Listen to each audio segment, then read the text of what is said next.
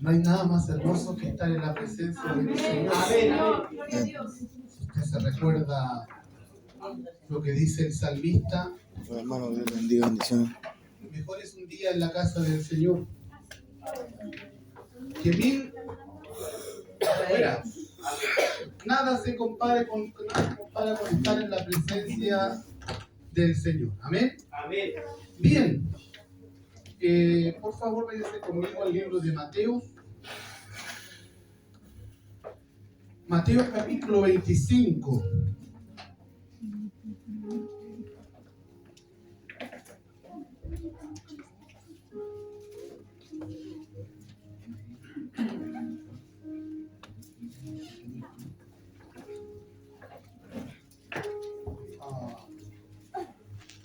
¿Cómo se llama su partner? Lidia. Hermana Lidia, ¿qué significa el nombre Mateo? Usted tiene un nieto que se llama Mateo. Un nieto. Un sobrino. Ahí ya. ¿Y qué significa el nombre Mateo? Lo tengo en la punta de la lengua. Eso lo he escuchado por 30 años. No, pues si la idea es que esté en el virus, que esté en el miocardio, en el corazón, tiene que estar aquí. Significa don. ¿Lo tenía? Ya. Yo le voy a enseñar un cierto detalle. La Biblia es para rayarla. Es para rayarla. No crea que usted raye la Biblia. Por ejemplo, en todos los nombres de la Biblia, yo en mi otra Biblia que tengo ella tiene un letra un poquito más grande, por eso la traje, pero en todos los nombres tengo el significado. Mateo, Lucas, Juan, todos los nombres de la Biblia los tengo con escrito lo que significa su nombre, la primera ley, la segunda ley, como los levíticos, lo que es dado a los levitas.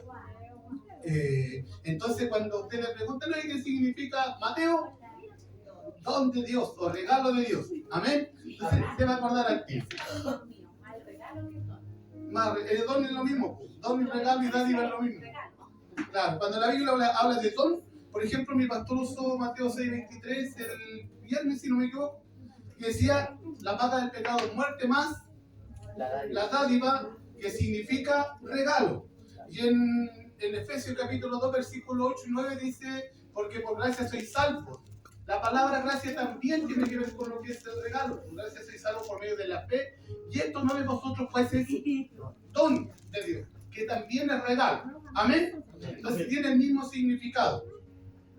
Bien, ¿en qué año los que vinieron? Estoy hablando de los que vinieron el otro día, ¿cuándo fue que me tocó el viernes pasado, si no me equivoco? Los que vinieron el libro de Mateo, ¿qué significaba? Mateo, don de Dios, regalo de Dios. Y fue escrito entre el año 50 al 75. Algunos diccionarios dicen del 50 al 75, otros dicen al 75. Y poco se sabe de Mateo, se sabe que era un cobrador de impuestos y que después de predicar estuvo predicando 15 años en el ministerio del Señor Jesucristo, el ministerio apostólico. Después se fue al campo misionero y no se supo más de él. Nadie sabe cómo murió. Muchos dicen que fue muerto apedrado, otros dicen que fue aserrado, decapitado. De que murió, pero nadie sabe con exactitud cómo murió. ¿Amén? Bien, ¿qué más vimos la semana pasada? Vimos también que en las vírgenes del capítulo 25, desde el versículo 1 al 4, hallábamos que encontramos la lámpara. ¿Se recuerdan? Hablamos de la lámpara. ¿Qué es la lámpara? La lámpara es simbolismo de la palabra. Lámpara es a mis pies. Salmo 119, versículo 105. Lámpara es a mis pies tu palabra y lumbrera a mi camino. ¿Con qué guardará el joven su camino? Decía el Salmo 119, versículos 9 y 11. Con guardar su palabra. Amén. Bien, entonces vimos que la lámpara de las vírgenes, lo que tenían las vírgenes en el libro de Mateo capítulo 25, representaba la palabra del Señor. Y también hablamos de lo más importante, que era el aceite. El aceite era simbolismo del Espíritu Santo. Amén. Hablamos también de que hay iglesias que son conservadoras como la iglesia bautista, que es un poquito más fría, pero que tiene mucho conocimiento de la palabra. Y también hablamos de la iglesia pentecostal, de la cual yo soy miembro, que tiene más espíritu, pero tiene menos palabra. Amén. Entonces, cuando mi Señor habla aquí de esta palabra, habla de que la palabra y el espíritu son dos cosas que van juntas. No se pueden separar. Usted no puede separar la palabra y dar mucha palabra, porque lo que le da vida a la palabra es el espíritu. Amén. Amén. Si la palabra es una palabra, mi Señor Jesucristo dijo, la palabra que yo doy son espíritu, son vida. Cuando la palabra es seca, simplemente es una palabra que usted la va a tirar, pero que no va a dar resultados. Pero cuando esa palabra va acompañada de la unción del Espíritu Santo, esa palabra da vida. Esa es la palabra que transforma. Esa es la palabra que cambia. Me parece que en Mateo capítulo 6, verso 29, si mal no lo recuerdo, dice la palabra que los apóstoles iban predicando la palabra y iban haciendo señales, iban haciendo prodigios. O sea, ¿qué es lo que dijo mi Señor? Que el Espíritu Santo los va a respaldar su palabra con señales, prodigios y milagros. Amén. Entonces son dos cosas que van juntas. No podemos separar mucha palabra. Hay gente que dice, los pentecostales, por ejemplo, tenemos un dicho, que es muy mal dicho. Dice que la palabra o que la letra mata. ¿Cierto? Entonces cuando a mí me convengo, yo voy a cambiarme para acá. Ya voy a ser un hermano adventista y yo le voy a responder a ellos. Claro que mata. Mata la ignorancia. La letra mata la ignorancia. La letra es muy importante, la palabra es muy importante, pero también es muy importante el espíritu. Amén. Entonces tenemos que ser personas equilibradas. Si nos vamos muy allá, lo bueno, dice Pablo que los extremos son los malos. Los extremos son los malos. Amén.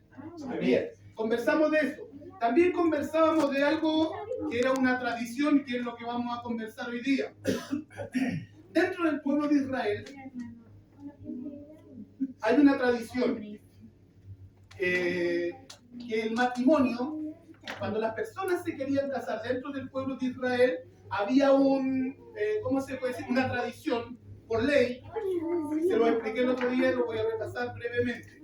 Que decía que cuando había una persona que tenía una hija, venía una persona y le pedía la mano de la hija, no se podía negar. ¿Se recuerdan eso? Por ley, él no podía decir, no, yo a ti no te acepto como yerno, no te quiero como yerno. Él tenía que aceptarlo. Pero como los muchachos vieron que el asunto no era muy conveniente entre los escribas, entre los que estaban en la antigüedad, empezaron a cambiar un poquito la ley y la empezaron a adaptar. ¿Se recuerdan? ¿Sí? Entonces, ¿qué es lo que hicieron? Cambiaron y le pusieron una dote. Una dote es un pago. Entonces, cuando el suegro no quería al yerno, le ponía un precio. ¿No se escucha? Está apagado. Algo, 2, 3, jugando. Dios bendiga a nuestro pastor. Amén.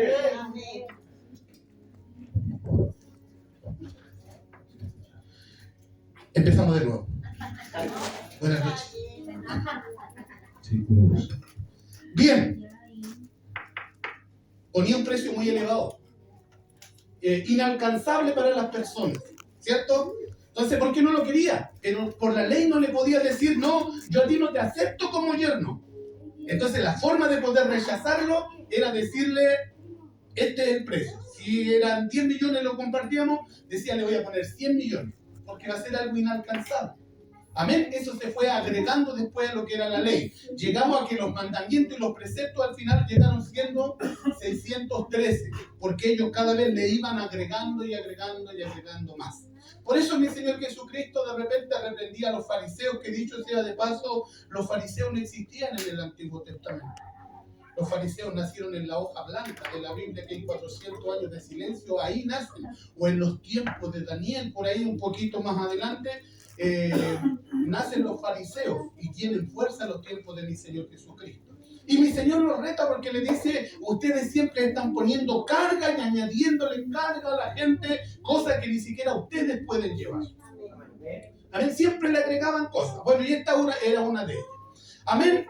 Entonces la historia empieza así. Mateo capítulo 25, ¿quién lo puede leer? Yo no traje los lentes, los ayudantes, hermano amado. Vamos a darle lectura entonces a su palabra en el nombre del Padre, del Hijo y del Espíritu Santo. Versículo. Amén. Capítulo 25. Si no le doy versículos, porque vamos a leer desde el versículo 1 para abajo. ¿Ya? Dice, si me equivoco, tenga misericordia de los que somos cortos de vista, ¿ya? ¿Me sirve?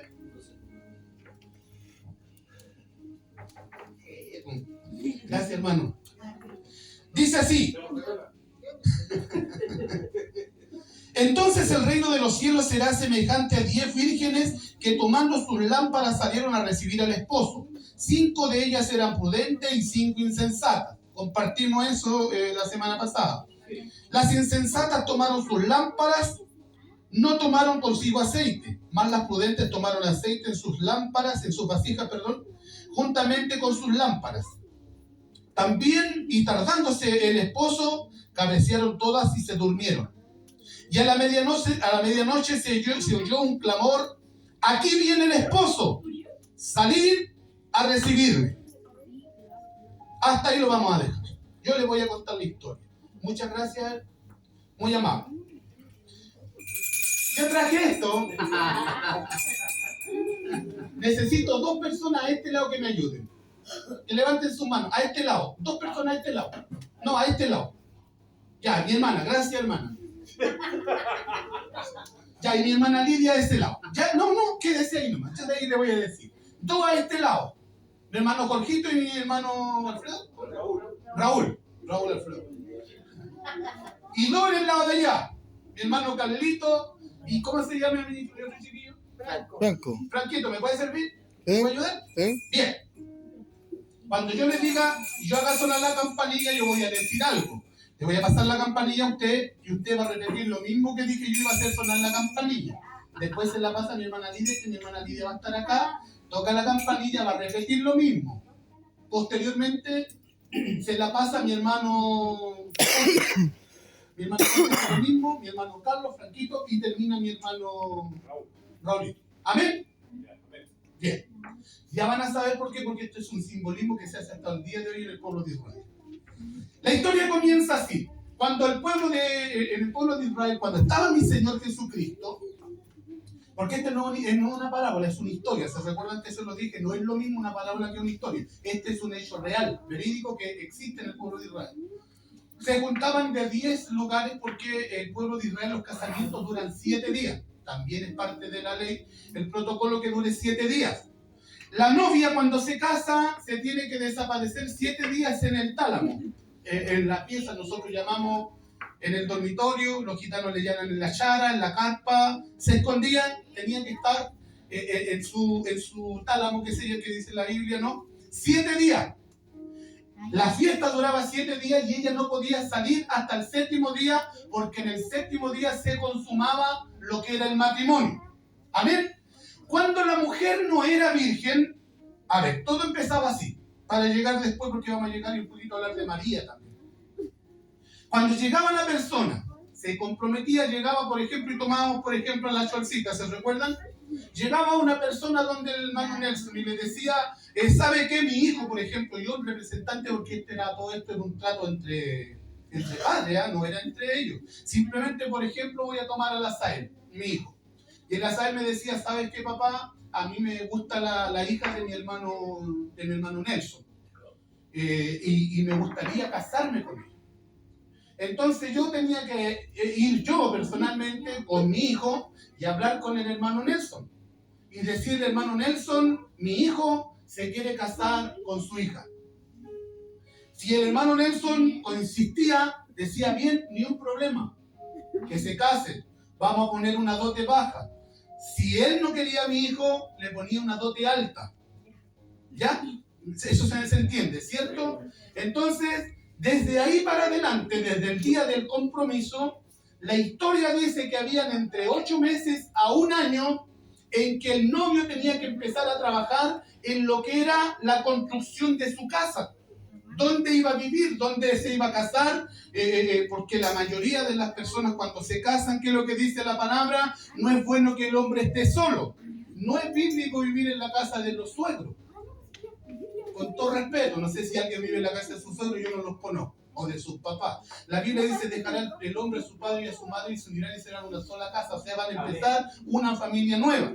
Como familia, nosotros ya dejamos de preocuparnos tanto por la mamá o de preocuparnos tanto por el papá, porque nos empezamos a preocupar por nuestro núcleo. ¿Cuál es nuestro núcleo? Mi esposa. Posteriormente mis hijos. Eso no significa que los papás queden de lado, pero sí tengo que darle prioridad ahora a mi esposa. Amén. Bien, por eso le dice la palabra que tiene que dejarlo salir de ahí y empezar, porque empiezan una nueva vida. Ya no son dos, sino que pasan a ser uno. Bien, entonces tiene que empezar a trabajar mínimo 8 meses, un año.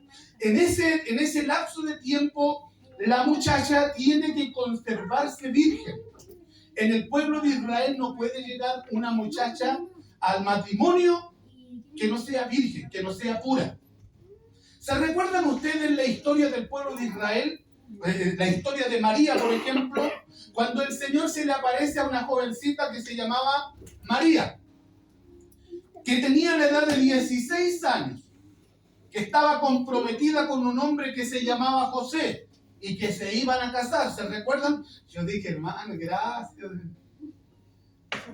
No, digo yo.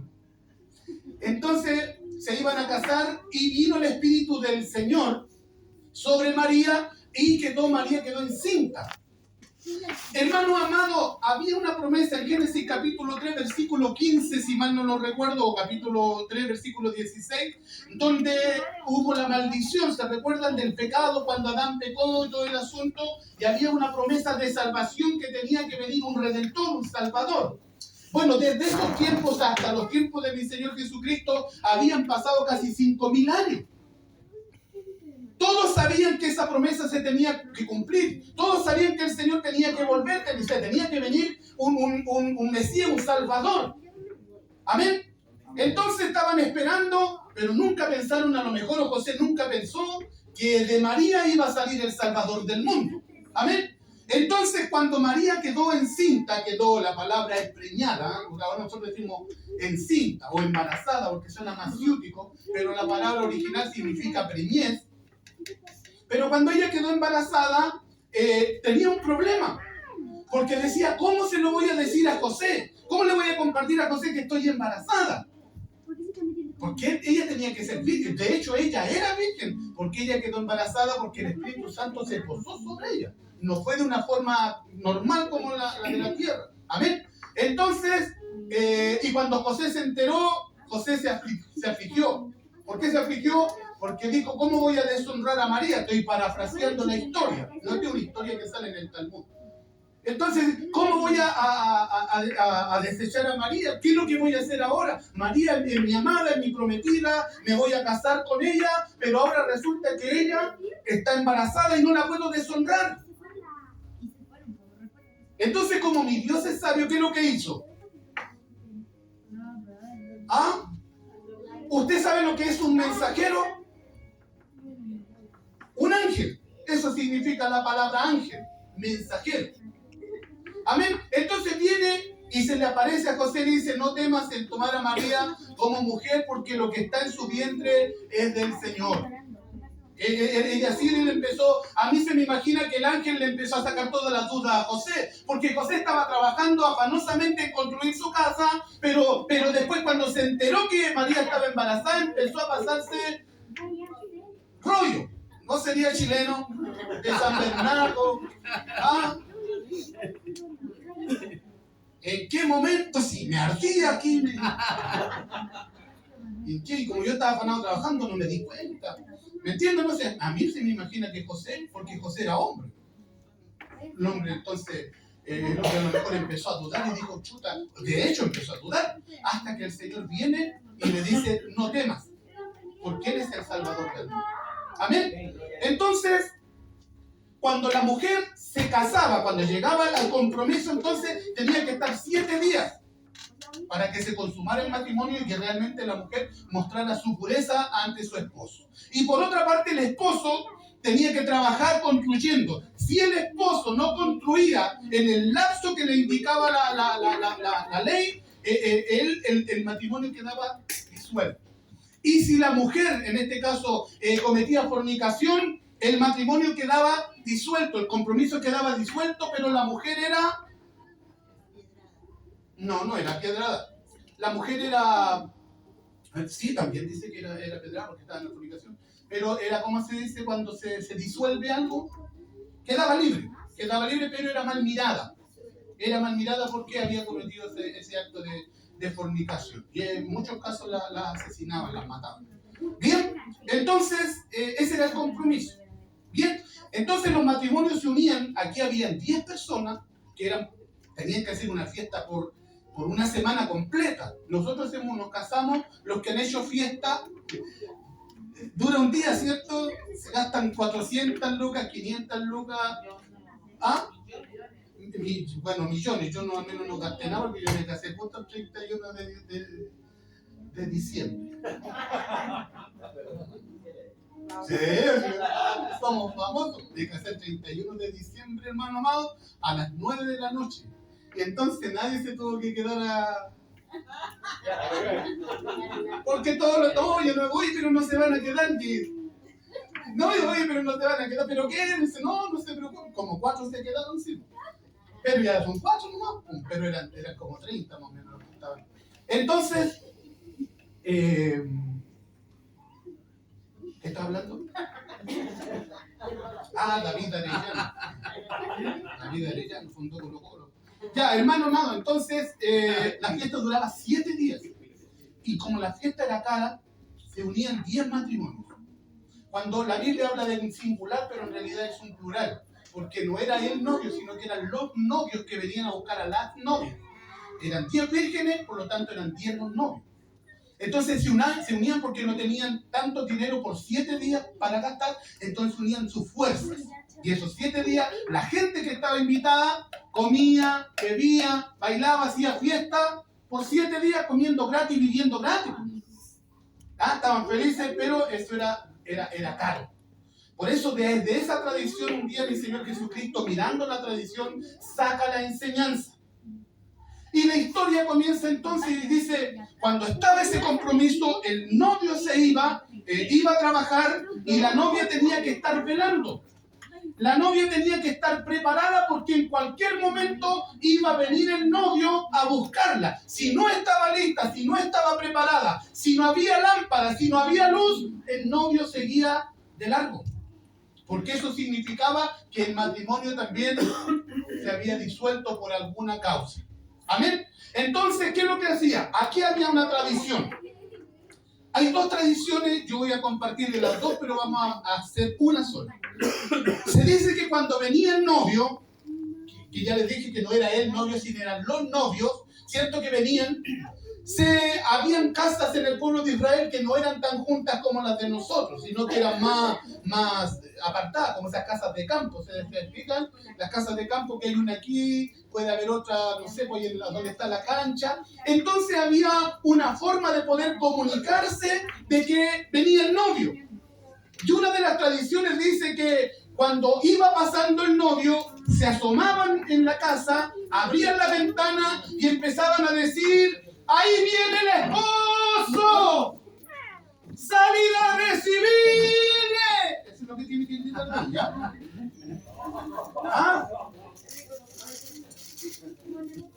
Entonces, ¿qué es lo que salía? Venía el esposo y él anunciaba. Y decía: ¡ahí viene el esposo! ¡Salid a recibirle! Y después, desde allá, se tenía que escuchar otra aquí en la casa de mi hermana Mari, por ejemplo, y tenían que salir a asomarse y decir: ¡ahí viene el esposo! ¡Salir a recibirle! Y seguían avanzando, y el esposo seguía avanzando, y seguían caminando hasta llegar a la casa de la novia. Pero el grito iba avisando y llegaba el grito primero, el mensaje llegaba primero donde estaban las novias. Entonces cuando llegaba el mensaje y ellas escuchaban que estaban gritando, ¡ahí viene el esposo! ¡Salir a recibirle! Ahí ellas tenían que despertar, ahí ellas se tenían que levantar, ahí ellas tenían que tomar las lámparas, tenían que encender las lámparas y esperar al esposo. ¿Me entienden? ¿Qué pasó, hermano? Mira, cuéntese. Hermano, ¿por qué no me la separan? Ya.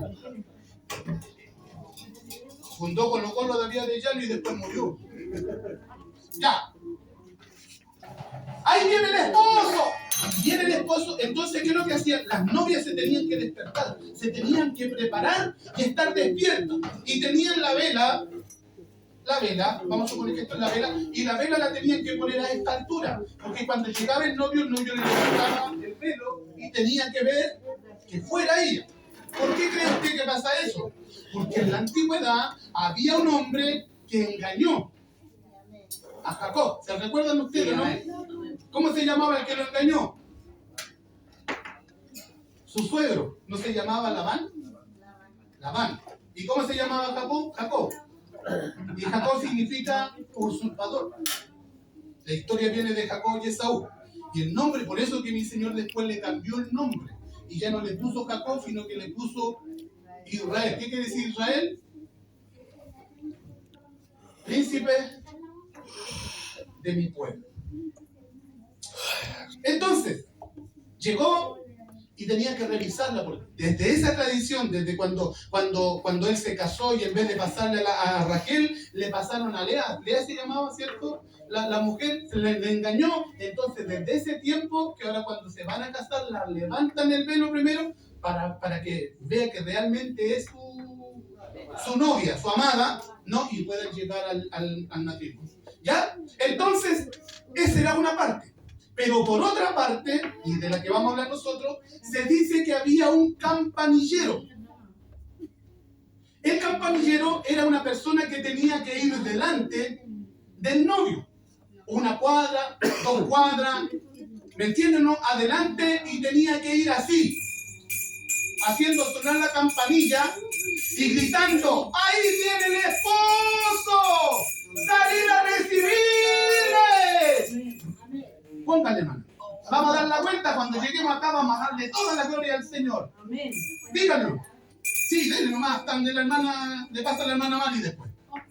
¡Ahí viene el esposo! ¡Salir a recibirlo! ¡Viene el esposo! ¡Salir a recibirlo! Ahora. ¿Le toca a quién estaba ahí? Ya, rapidito, por favor. Ya. ¡Ahí viene el esposo! ¡Salir a recibirle! Den la vuelta por ahí donde están listos. ¡Ahí viene el esposo! ¡Salir a recibirle! ¡Ahí viene el esposo! ¡Salir a recibirle! Ahí viene el esposo. Salí a recibirle. ¡Ahí viene el esposo! Amén. Démosle la gloria al Señor. Gloria a Dios. Gloria a Dios. Gloria a Dios para siempre. Esa gloria a Dios simboliza el rapto de la iglesia. Los que no le dieron gloria a Dios y no se pararon, ahora van a entender por qué 5 se quedaron y por qué 5 se fueron. Amén. ¿Sí? Entonces ahí viene el esposo. Salir a recibirle. Ustedes se van a acordar ahora de mí porque ves que si habla del rapto de la iglesia, ustedes se van a acordar. ¿Quién es el esposo? Nuestro Señor Jesucristo. Él es el esposo de la iglesia. Amén. La iglesia tiene que ir a casarse con él en la boda del Cordero. Amén. Pero ¿quién es el campanillero? ¿No? El campanillero, y denle gracias al Señor que Dios le honró, el campanillero representa al Espíritu Santo. El Espíritu Santo es el que le está diciendo a la iglesia, iglesia, prepárate porque la hora viene. Iglesia, prepárate porque el esposo viene. Iglesia, despiértate porque el esposo viene.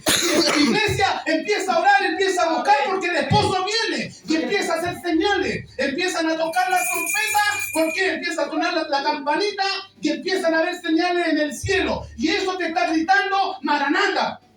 Amén, amén. El Señor viene. Hay señales en el cielo. Usted ve ahora el proyecto Blue. Usted puede ver cómo suceden cosas. Se ven ovnis, se ven objetos, se ven ángeles que vuelan. Eso le está diciendo: el esposo viene. Amén. Que el fin se acerca. El Espíritu Santo está tocando la trompeta y le dice a la iglesia: mira, las señales se están cumpliendo. La tierra está gimiendo con dolores de parto. Terremotos que han subido en el 300%, lugares donde nunca había temblado, está temblando, hermano amado. ¿Y eso es por qué? Porque el Señor viene. Amén. Gloria a Dios. El mar, ¿qué es lo que está sucediendo? Se ve de todo tipo de cosas en el mar. El mar se está sobrecalentando. Se están viendo hasta sirenas, ven en el mar, ven objetos en el mar. Se está saliendo el mar de su caudal y eso significa que Cristo viene. Amén. Y esas señales, ¿quién las permite? El Espíritu Santo. El Señor es el que le está diciendo a la iglesia. El Señor es el que está amonestando a la iglesia. Iglesia, levántate. Iglesia, resplandece. Iglesia, ora. Iglesia, ayuna. Iglesia, santifícate. Porque viene el esposo. Aleluya. Santo de mi rey. Y si el esposo viene y usted no está preparado, usted no está velando, usted se va a quedar. Gloria a Dios. Va a quedar. ¿Por qué? Porque el Espíritu Santo, hermano, todo está sucediendo. Mateo capítulo 24, versículo 12 dice: por haberse multiplicado la maldad, el amor de muchos se está enfriando. ¿Cuánta gente apartada de Dios hay? ¿Cuánta gente descarriada hay, hermano amado? Usted se demora más orando por los descarriados que orando por los que están en la iglesia. Porque si usted se pone a enumerar a las personas, usted se empieza a acordar desde el tiempo que usted está caminando y se va a dar cuenta que la mayoría de las personas están afuera. Y eso es señal de que Cristo viene. La apostasía, el apartarse de la verdad. Las sectas están creciendo todos los días. Se están multiplicando todos los días las sectas. Están saliendo más de 3.000 sectas y religiones hay en el mundo. Los ufólogos se están multiplicando. ¿Sabe quiénes son los ufólogos? Los que creen en los ovnis.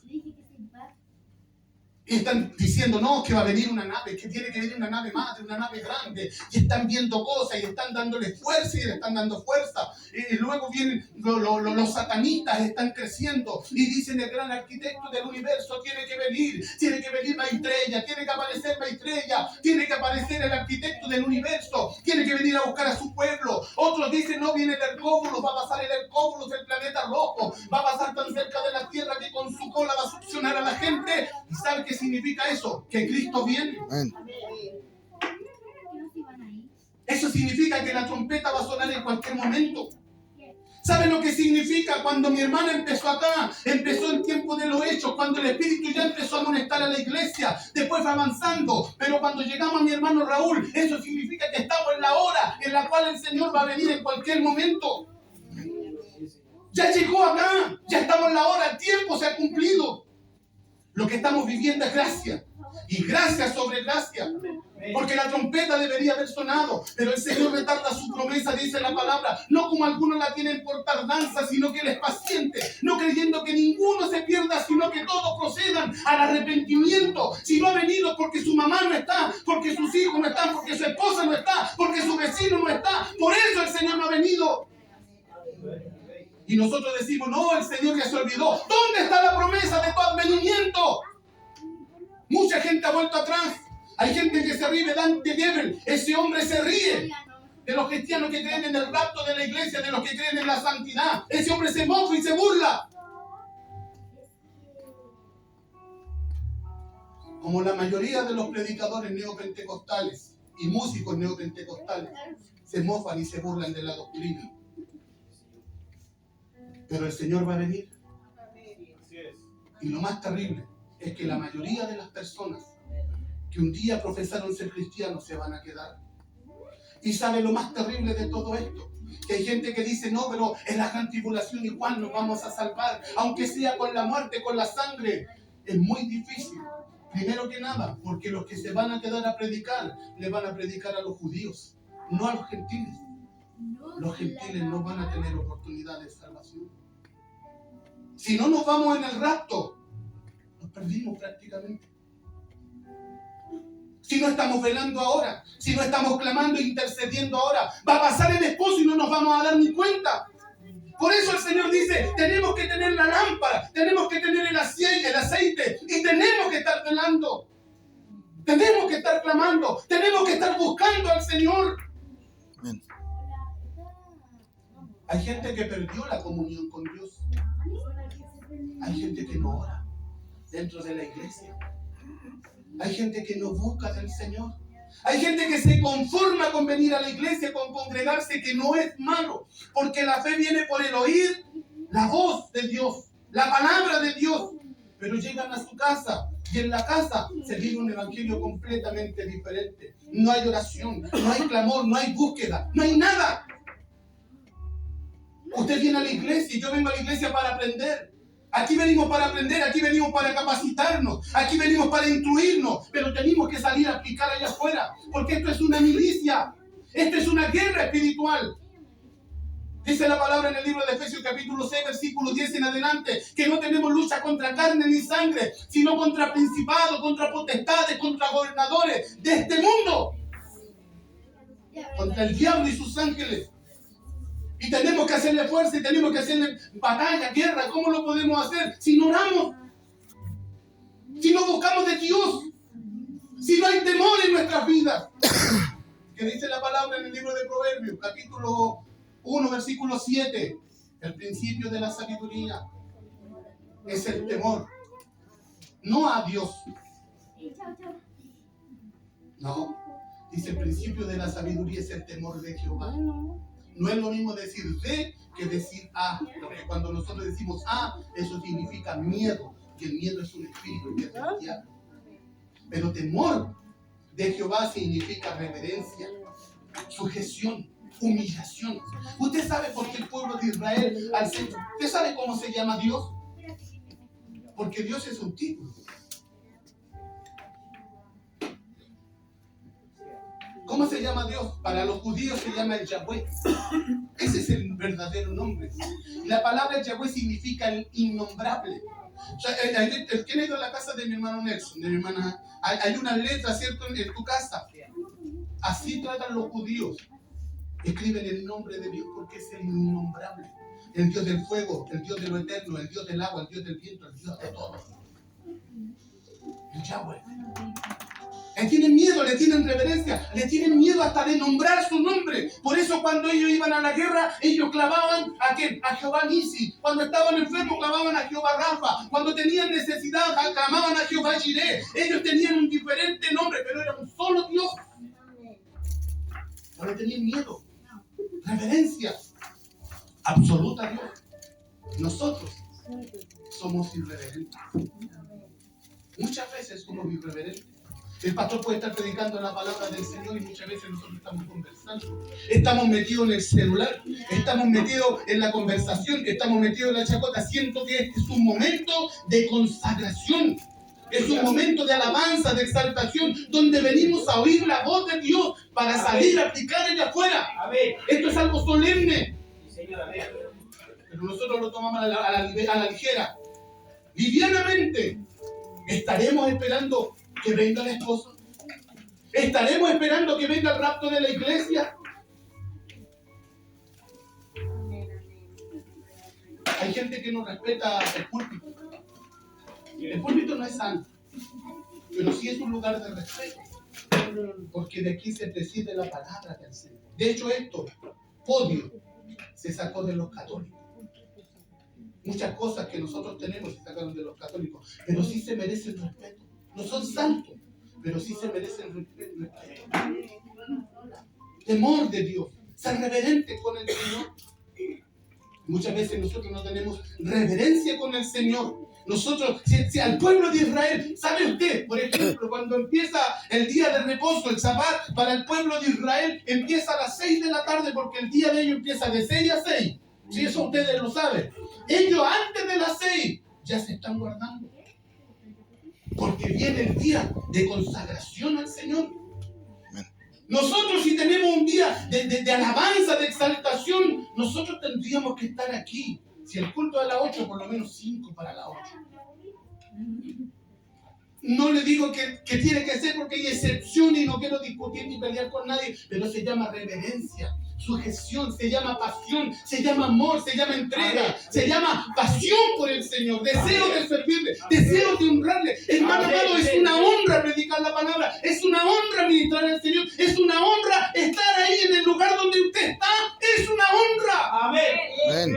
Es una honra porque hay 8.000 millones de personas en el mundo, pero Dios le eligió a usted. Dios me eligió a mí, es una honra por la cual un día nosotros tendremos que darle cuenta al Señor. Compartíamos ayer con mi pastor, compartíamos algo del tribunal de Cristo, y en el tribunal de Cristo dice la palabra que se van a juzgar nuestras intenciones, las intenciones de nuestro corazón. ¿Con qué pasión venimos a la iglesia? ¿Para qué venimos a la iglesia? ¿Con qué razón venimos a la iglesia? ¿Cuál es el objetivo de que estemos acá? Dios va a pesar las intenciones. Es que el hermano viene por tocar. Es que el hermano viene por predicar. Es que el hermano viene por cantar. Es que el hermano viene porque viene el amigo, la amiga, porque vino el pariente, no sé. ¿Por qué viene a la iglesia? Un día el Señor va a pesar esas cosas. ¿Con qué intención venimos a la iglesia? ¿Con qué intención predicamos la palabra? ¿Con qué? ¿Para revelarla o para que digan, oye, el pastor o el hermano que sabe? ¿O lo está haciendo para que realmente la iglesia tenga un despertamiento, tenga un cambio? Para que la iglesia recapacite, para que recapacitemos y entremos en razón y entremos en juicio y digamos, realmente el Señor viene en cualquier momento. ¿Estaré preparado? ¿Estaré listo? ¿Estaré velando? Si la trompeta suena en este momento, ¿cuánto nos vamos con el Señor? Y ahí viene perdón.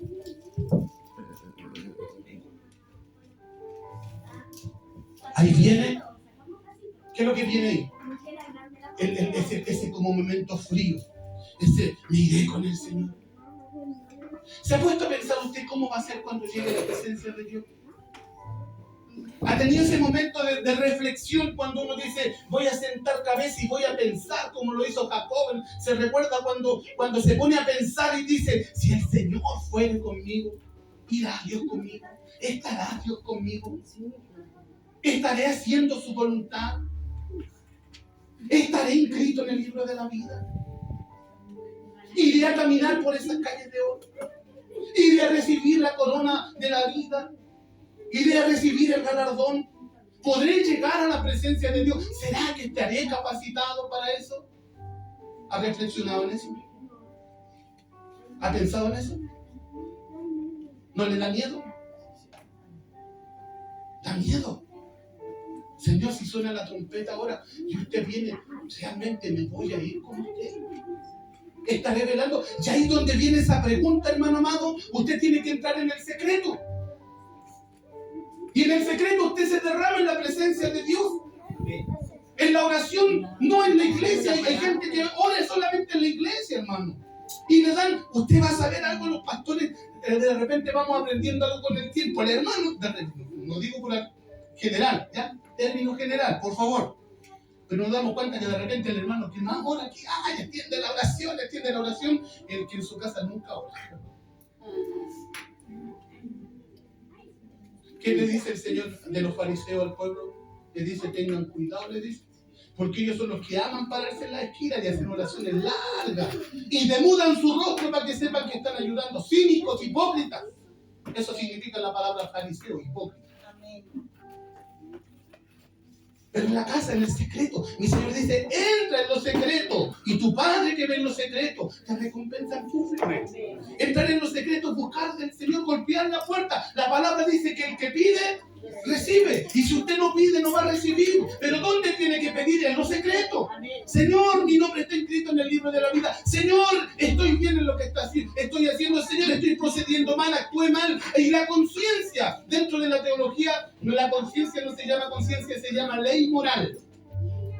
Y esa ley moral que está aquí es la que te aleja de Dios o la que te acerca a Dios. Es la que te acusa, es la que te dice, oye, lo que hiciste no está bien.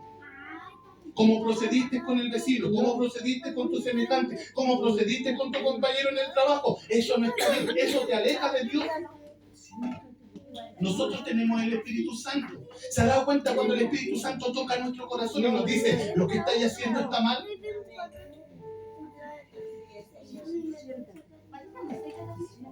Ahí viene el esposo. Salir a recibirle. ¿Estamos velando? ¿Tenemos aceite en la lámpara? Porque podemos tener la palabra. Tenemos el conocimiento.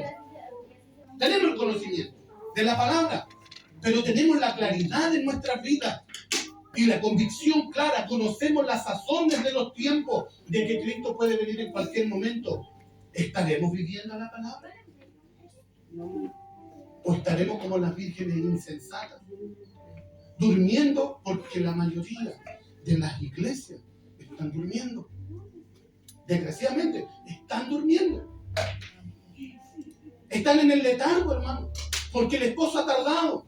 Y la mayoría se están enfriando, están buscando formas de poder despertar, poniendo lo que les decía el otro día, cortinas de humo, luces, cambiando la música, bajando el coro, subiendo conjuntos y cambiando el ritmo de la alabanza y todo, porque se han ido apartando de la comunión con Dios.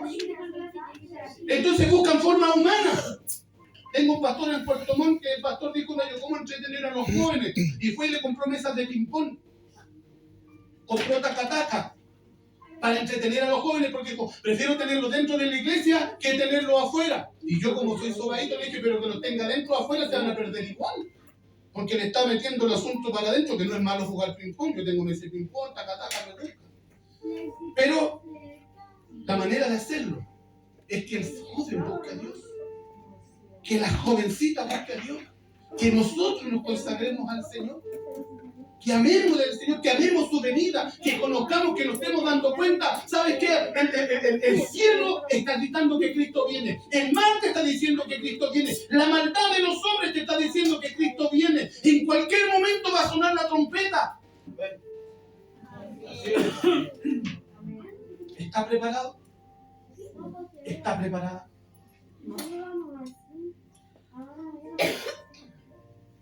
Venía el esposo.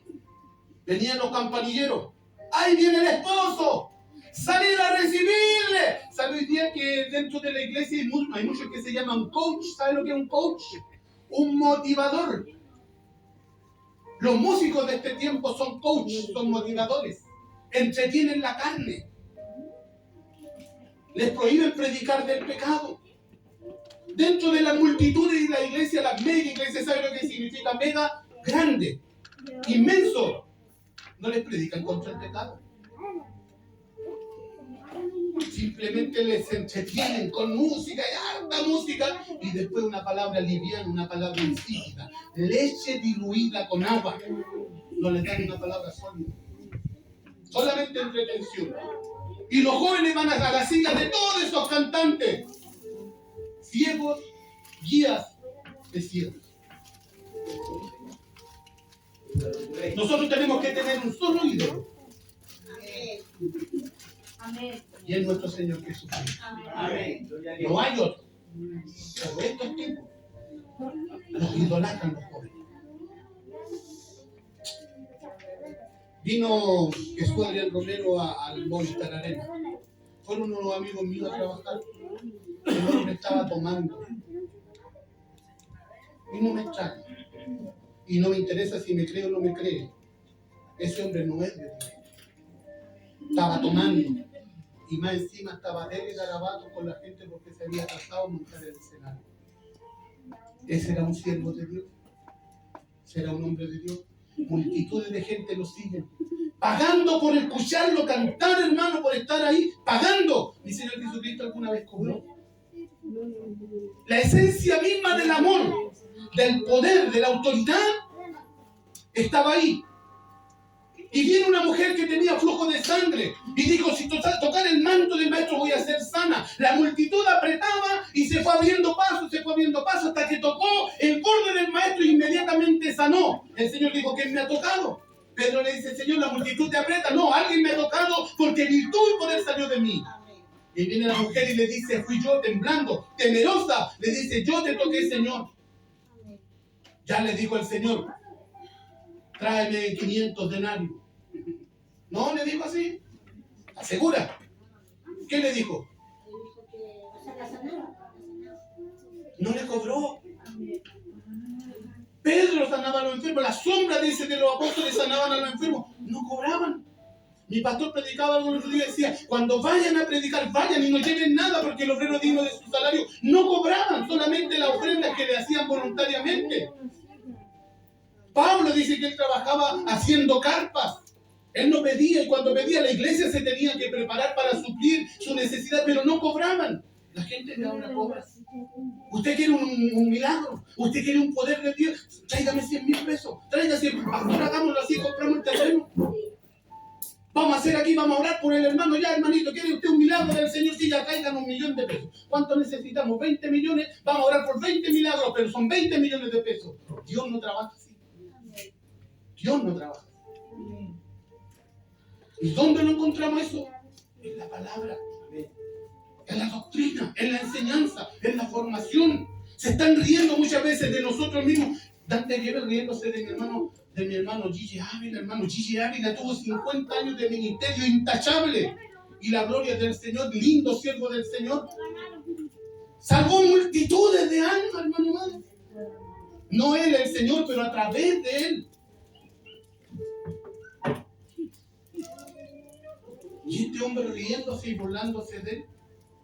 Otro riéndose y burlándose del apóstol Pablo. ¿Será que si el Señor viene se van con Cristo? Que el Señor nos ayude. Ahí viene el esposo. Esa era la señal. Salir a recibirle. Cuando usted vea las noticias, lo que está sucediendo, dice la palabra en el libro de Mateo, capítulo 24, Lucas 21, Marcos 13. Cuando veáis estas cosas, erguíos vuestras cabezas, porque vuestra redención está cerca.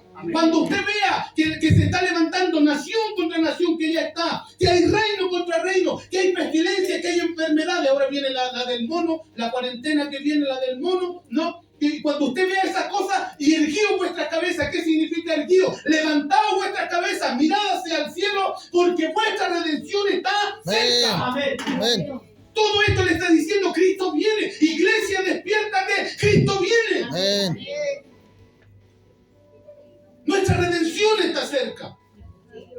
La higuera floreció. 14 de mayo de 1948 floreció la higuera. Pasará esta generación, dice. Va a pasar esta generación. Puede que el Señor venga en 5 minutos más, puede que venga en 10 minutos, puede que venga en 1 hora. Pero de que viene, viene. Amén.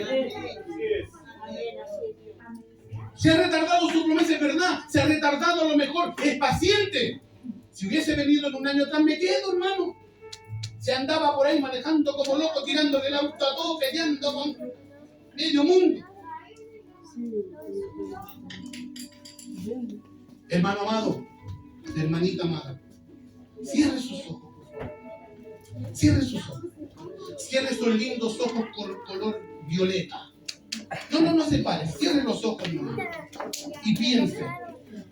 Hay una alabanza que dice de los evangelistas, que la conocen, que estaban en la iglesia, dice. Y pienso, dice, cuando llega a su casa, que estuve en la iglesia, pero mi corazón estaba en otro lugar. Cierre sus ojos, por favor, cierre sus ojos.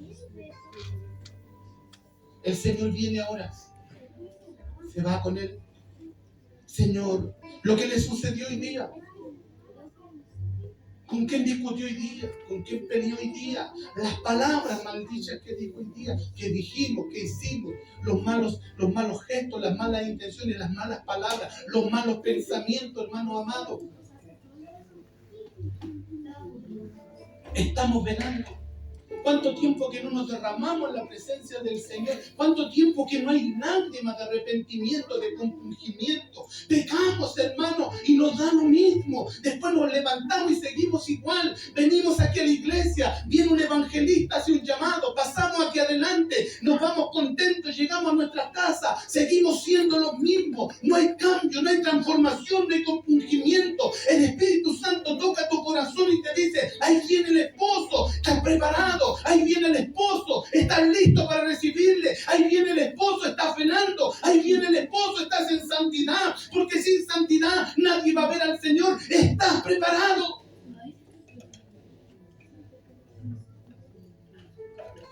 Podemos hacer un llamado y decir, hermanos, vengan todos y van a pasar, vamos a pasar, y como muchas veces a lo mejor nosotros lo hicimos, pero después seguimos siendo las mismas personas, porque no hay un arrepentimiento genuino, porque no hay un cambio de verdad.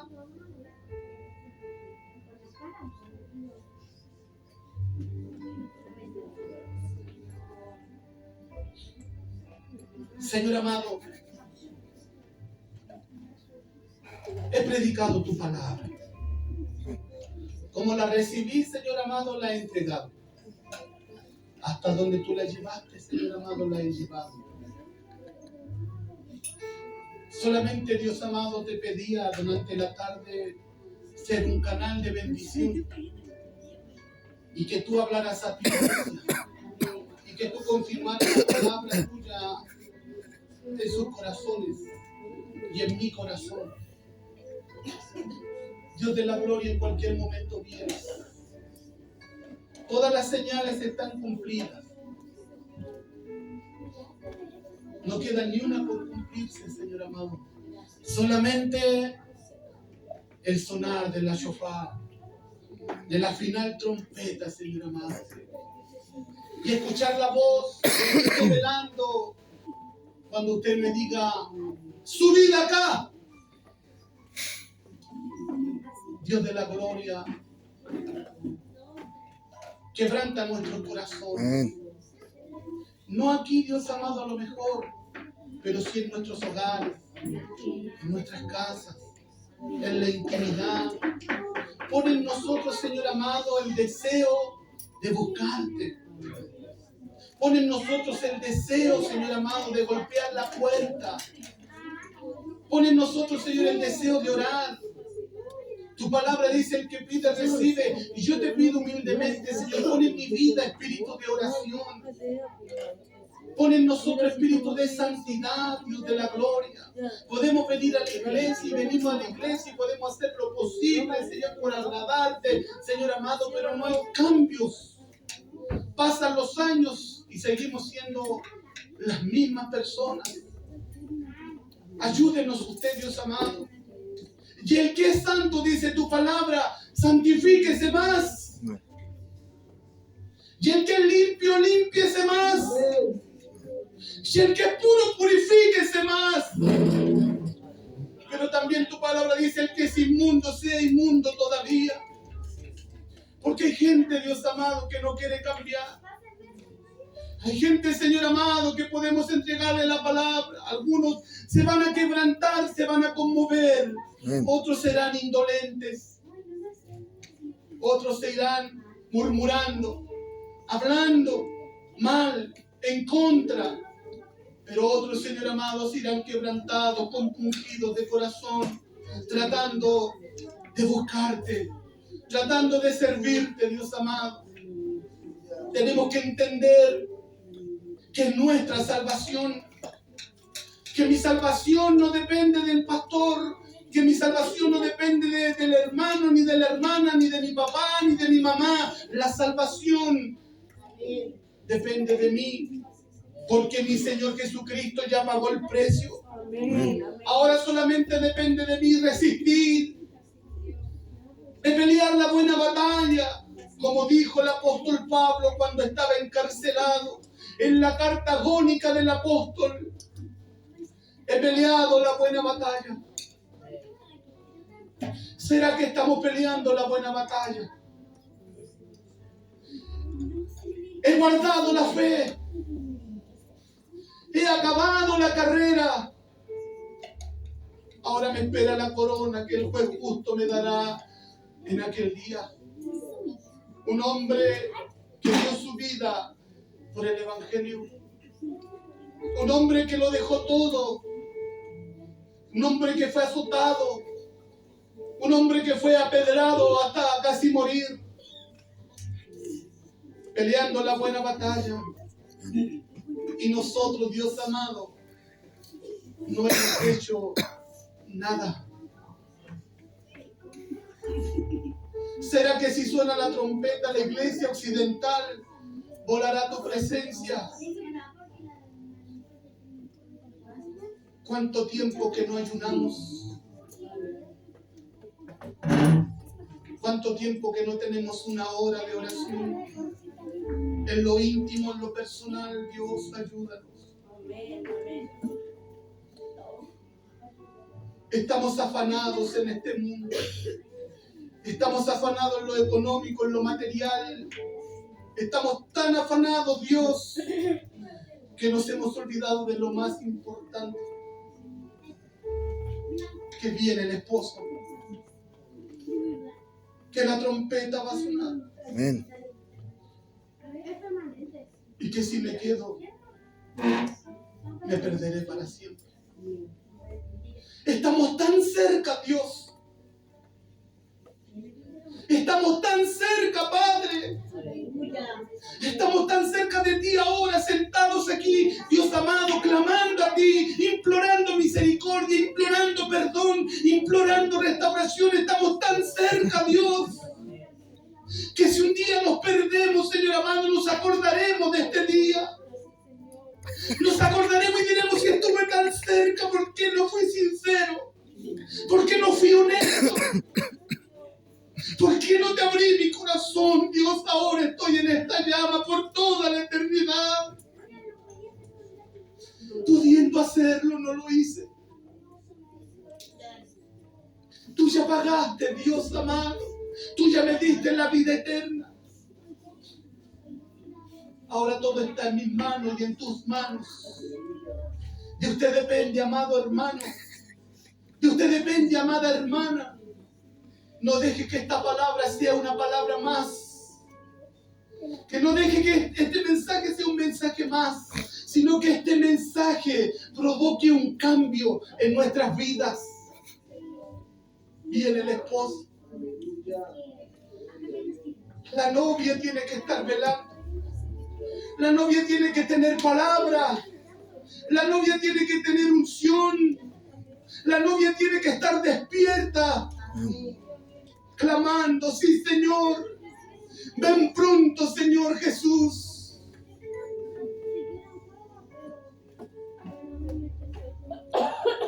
Amado mío, te doy gracias por tu misericordia y por tu amor. Bendiga a cada hermano. Bendiga a cada hermana, Señor. Libre soy, amado mío, libre soy de la sangre de cada uno de mis hermanos. He entregado tu palabra, Señor, y he predicado la verdad. Bendiga cada vida, bendiga cada corazón. Toca nuestra conciencia, Dios. Si aún no están cauterizadas, toca nuestras conciencias. Que haya un cambio en nuestras vidas. Ese cambio se va a notar en nuestra forma de comportarnos con usted, de servirle en la devoción, en la entrega, en la alabanza.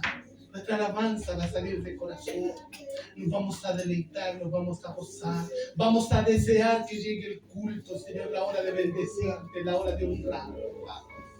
Vendrán cultos gloriosos, vendrán cultos maravillosos si mi pueblo se humilla.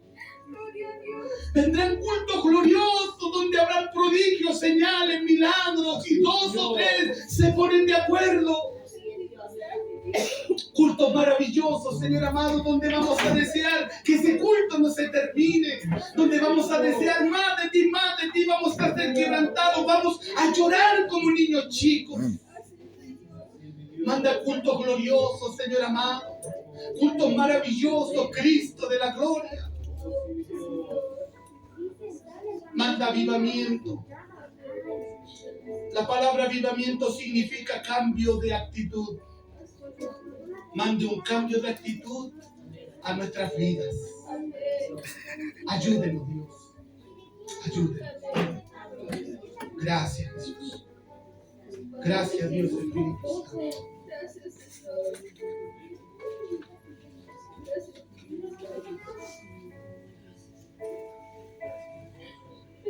Gloria a Dios.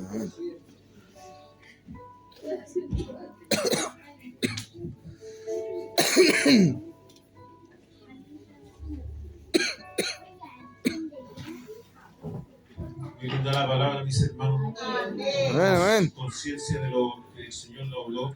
Amén. Lo que dije yo al empezar el culto que viéramos con el corazón preparado